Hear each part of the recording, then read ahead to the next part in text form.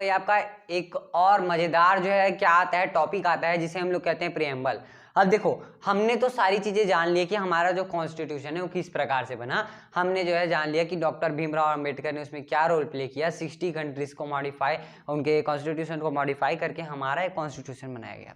लेकिन दोस्तों, अगर आपको जो है ना इस पूरे कॉन्स्टिट्यूशन का सार देखना है तो आपको कहाँ मिलेगा? प्रियम्बल में। यानी प्रियम्बल यानी कि जो है फर्स्ट पेज में, मतलब कि जो कॉन्स्टिट्यूशन का जो फर्स्ट पेज है ना, वहाँ पे प्रियम्बल दिया होता है। वहां पर ना कुछ कुछ मेन वेट जो है 10 वर्ड दिए गए हैं, ठीक है। तो उन 10 वर्ड को ही अगर आप पढ़ लेते हैं ना तो आपको इस पूरे कॉन्स्टिट्यूशन का सार पता चल जाता है, यानी कि इस पूरे कॉन्स्टिट्यूशन में लिखा क्या है ना। और इसके ऊपर क्वेश्चन भी आता है बोर्ड एग्जाम में, इसलिए मैं आज क्या कर रहा हूँ, इस जो ये वाला जो टॉपिक है इसको अलग से एक वीडियो बना रहा हूँ, वरना मैं चाहता तो उसी वीडियो में नहीं घुसेड़ सकता था। उसमें मैंने इसलिए नहीं घुसेड़ा क्योंकि अगर उसमें घुसेड़ता ना तो आपका दिमाग पूरा घूम जाता। उससे अच्छा मैंने क्या किया, इस प्रियम्बल नाम का एक अलग सा पूरा टॉपिक ही बना दिया, है ना। तो अब इसमें हम लोग विस्तार से जान सकते हैं, क्योंकि हमारे पास टाइम है, ठीक है, विस्तार से जान सकते हैं कि हमारे जो प्रियम्बल है कहता क्या। तो देखो, इसका फर्स्ट पॉइंट आता है क्या, we the people of India. अब इस we the people of India का मतलब क्या है?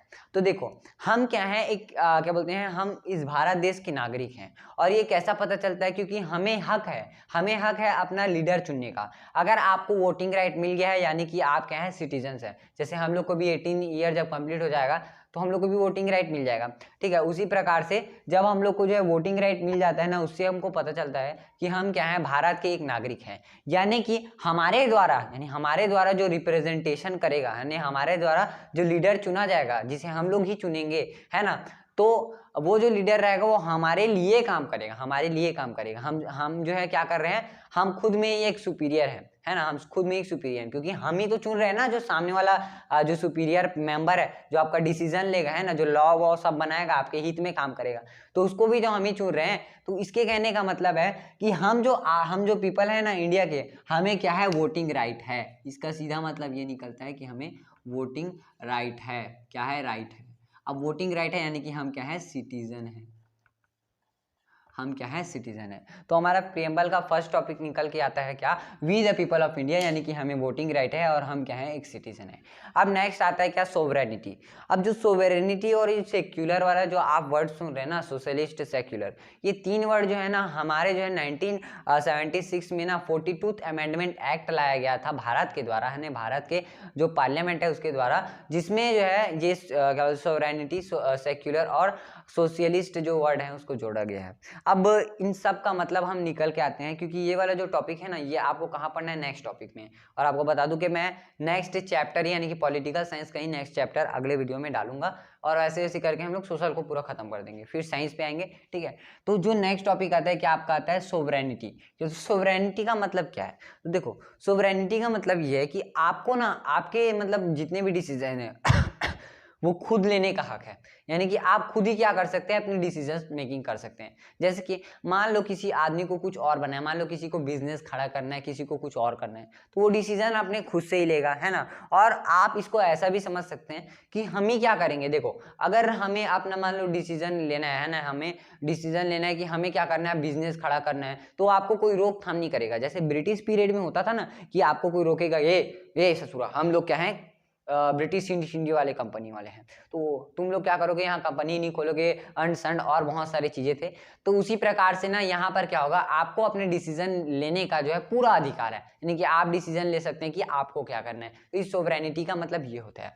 और इससे अगर हम लोग अदर भी जाकर देखें तो इससे हमें ये भी समझ आता है कि जो हमारे पीपल है ना, वो क्या कर सकते हैं, गवर्नमेंट को ना अपने मतलब जो क्या बोलते हैं, गवर्नमेंट जो डिसीजन ले रहा है ना, इसको ऐसे भी समझ सकते हो कि गवर्नमेंट जो डिसीजन ले रहा है उसको भी हम लोग क्या कर सकते हैं, अपोज कर सकते हैं, क्योंकि हम क्या है, एक डेमोक्रेटिक कंट्री हैं। तो इसका मतलब ये भी निकल जाता है। यानी कि इसको आप क्या लिखोगे, इसको आप सीधी भाषा में लिखोगे कि हम क्या कर सकते हैं, अपने DECESION को ले सकते हैं, यानी कि डिसीजन को ले सकते हैं। DEC सही हो है, डिसीजन को क्या कर सकते हैं, हम अपना खुद का डिसीजन ले सकते हैं, यानी हम खुद का डिसीजन ले सकते हैं, हम क्या है, सिटीजन है, ठीक है। आज सोशलिस्ट का मतलब क्या आता है कि क्या है, सोसाइटी सेम है, यानी सोसाइटी में क्या है, सोसाइटी क्या है, सेम है, सोसाइटी सेम है।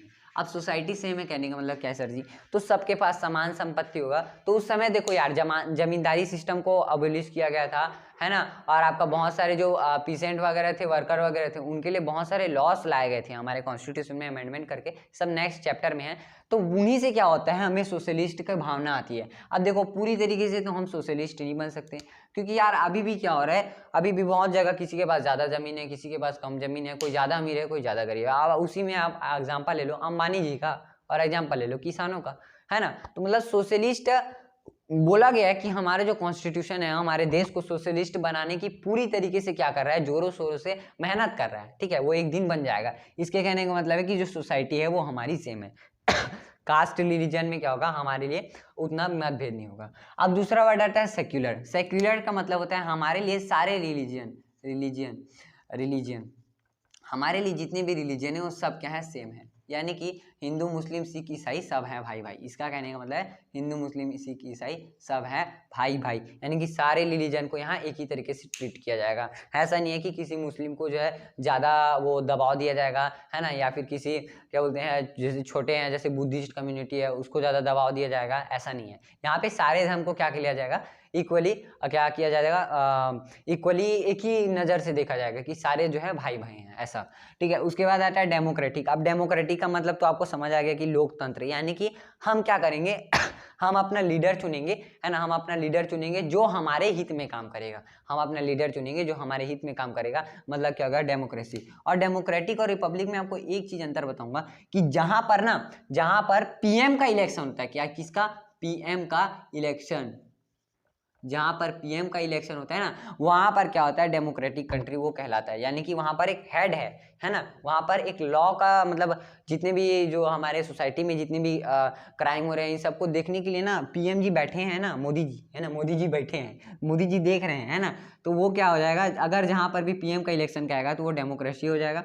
और अगर जहां पर भी आपको दिखा कि है ना प्रेसिडेंट का क्या हुआ, प्रेसिडेंट का अगर इलेक्शन होगा, है ना, प्रेसिडेंट का अगर इलेक्शन होगा तो उसमें क्या हो जाएगा, वो रिपब्लिक कहलाएगा। यानी कि वहां पर एक कॉन्स्टिट्यूशन को संभालने के लिए भी एक आदमी है। तो इसलिए भारत को कहा जाता है डेमोक्रेटिक रिपब्लिक ऑफ इंडिया। यानी कि हम क्या है, हमारे यहाँ पीएम भी है और हम जो है रिपब्लिक है, यानी हमारे यहाँ प्रेसिडेंट भी है, इसलिए कहा जाता है डेमोक्रेटिक रिपब्लिक ऑफ इंडिया, ना कि डेमोक्रेटिक इंडिया या रिपब्लिक इंडिया। हमको दोनों को जोड़ के बोलना है, डेमोक्रेटिक रिपब्लिक ऑफ इंडिया। यानी कि हम क्या है, हमारे यहाँ एक लॉ को संभालने वाला भी है ना, और हमारे कॉन्स्टिट्यूशन के जो ढांचा है ना उसको भी संभालने वाला है ना, मतलब पूरी तरीके से बैलेंस्ड है ना। क्या प्रेसिडेंट, DENT, प्रेसिडेंट का स्पेलिंग भूला गया।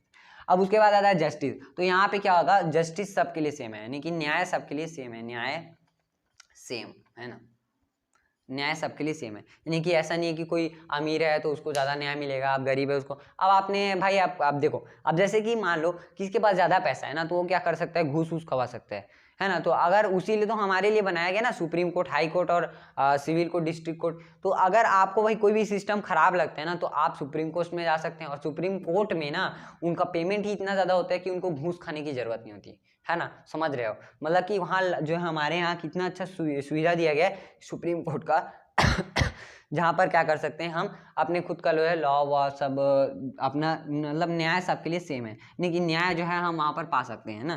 तो जस्टिस यानी कि न्याय सबके लिए सेम है। लिबर्टी यानी कि आप क्या हैं, फ्रीडम है, फ्रीडम, आप कुछ भी कर सकते हैं, फ्रीडम है ना। अब ऐसा नहीं कि 4-5 जन का मर्डर करके या धाए धाए धाए उड़ा दिया, चाकू मार दिया, ऐसा वाला सिस्टम नहीं है। मतलब फ्रीडम मतलब खुले सोच वाले। इक्वालिटी यानी फिर यहाँ पर सब क्या है, सेम है, समानताएं हैं सब में, सब सेम है। यानी कि वुमेन मैन ऐसा कोई वो सिस्टम नहीं है, यहाँ पर सब सेम है ना। धीरे धीरे सोसाइटी भी तो डेवलप हो रहा है ना। फ्रेटर्निटी यानी कि यहाँ पर भाईचारा रहेगा,